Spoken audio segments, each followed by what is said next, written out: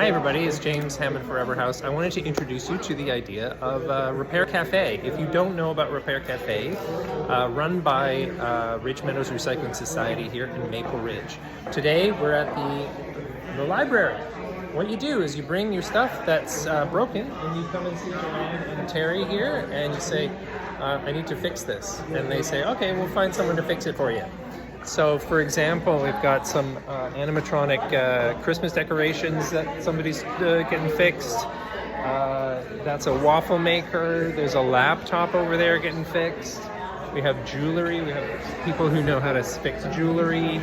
I think there's a vacuum cleaner over there. Then we have the Tinkerbell station where kids come and just take things apart without worrying about putting them back together again. So that's a lot of fun.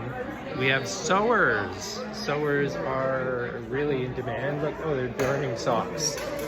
Those darn socks.